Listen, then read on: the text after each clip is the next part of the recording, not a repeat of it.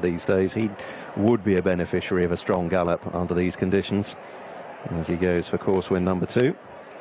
And Jabbar moves in, and Rainbow Rebel, the Old Newton Cup winner just 6 days ago, is going to be the last. We are just about set. All in. They're off over just short of a mile and a half. Jabbar with the red sleeves and Battalion in the orange and blue missed the break, and as they swing around towards the top of the straight first time in the MrGreen.com live casino handicap, it's Arshek who cuts out the running and has managed to work his way over from stall 7. Down the straight first time then, it's Arshek being tracked by Rainbow Rebel in the hands of Franny Norton. Pace not particularly strong. Rainbow Rebel is keen in second. Then the nose-banded pair of Western Duke with the blue cap wide of Mutamaded. The white-faced Jabbar making up ground, just easing past Mag 4 in a black jacket and a length and a half away to Battalion. So one more circuit in front of them, and Arshek leads them over the road crossing by a couple of lengths. They move towards the 7 marker. Rainbow Rebel is heading the pursuit. He in turn is a length and a half clear to Western Duke in 3rd. Mutamaded in a red and brown jacket sitting in 4th, tracked by Jabbar, and then Mag 4 and double seeking Jason Hart, and Battalion continues to look on. Moving towards the halfway point now up the viaduct side of the track, and Arshek and Jack Garrity still leading Rainbow Rebel and Franny Norton. There's just over 2 lengths between 1st and 2nd. Western Duke stalks them under Richard Kingscote, the blue cap, in 3rd. Mutamaded, Jimmy Sullivan against the running rail, and Jabbar filmmaking red sleeves wider out.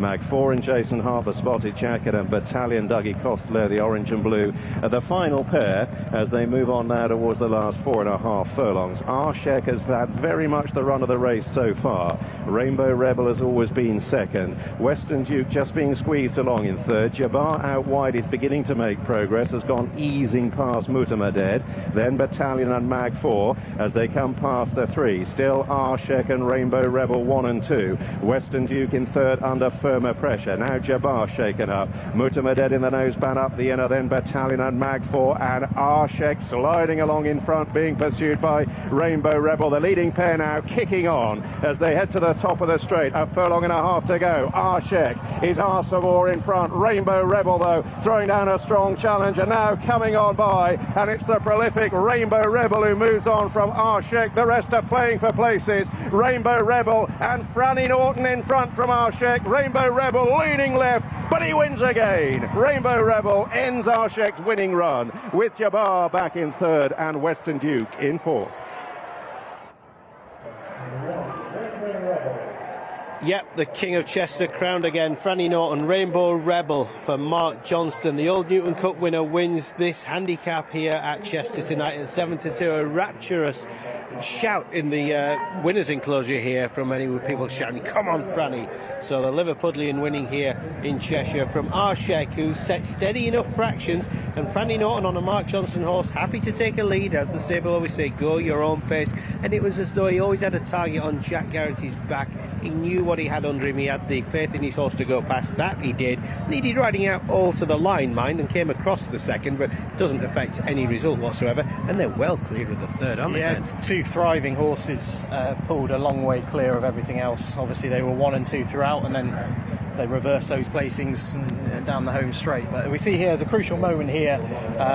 Western Duke and Richard Kingscote do try, and they try their best to get the lead, and they just get squeezed out by the eventual winner. Franny Norton comes across there, and just as a bit of argy-bargy as they jostle for early positions, and then the winner is actually a little bit lit up after that, just in behind. As you mentioned, I don't think they went particularly hard. The hold-up horses, the likes of Jabbar, who was really well backed, have not really had a chance to get into the race.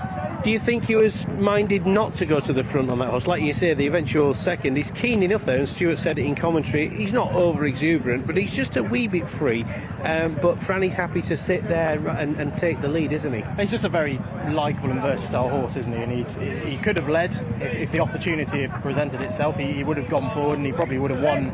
The result would have been the same. But I think he's done well, because Arshek has set probably what looked like steady fractions, and he's done what he wanted out in front. Jack Garrity, he's probably run you know, had everything in his favour, you'd have to say. He's just been pegged back by another horse who's absolutely at the top of his game. Yeah, and this is the owners group, isn't it? It's one of these many syndicates. We talked to the On-Tour winner syndicate winner the other day in a race at Thirsk. We've got the well-established likes of Midland Park Racing, etc., etc.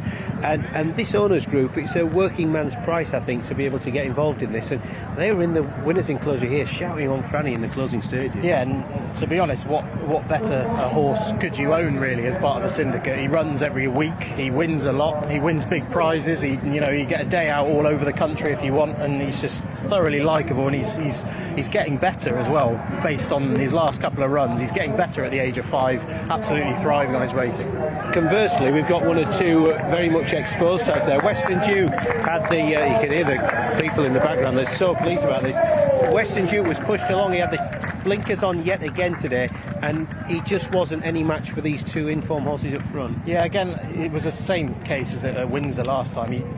The jockey on him wanted to get the lead, he couldn't, and he's not run very much of a race. I think if he does get an easy lead round somewhere, he's becoming well handicapped, and it might be that he has to be given that sort of ride to be seen to good effect. Would Jabbar have got maybe a length or so closer without troubling them had he not been forced a little bit wide on the home turn, and he was held up off a pace that wasn't lightning quick?